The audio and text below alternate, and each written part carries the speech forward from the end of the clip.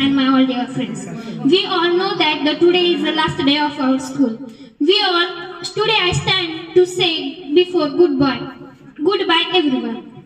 We know that I would like to express my gratitude of our teachers who have helped me to development and guidance to me best. I wanted to say something that I want have accomplished in now and the reflection of their contribution. Thank you for everything.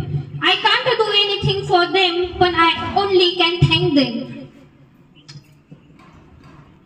I hope that I will get this kind of teachers in my next school. I wanted those lovable teachers in my future and my journey.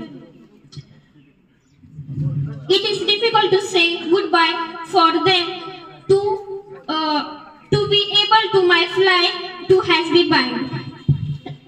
Every teacher make different to me. From Mulla Madam, he is a great role to encourage my confidence level and as well as to courage in my positive impact in my life, as well as encourage me in any condition and any situation. From Shinde sir, he inspired me every day from teaching a maths.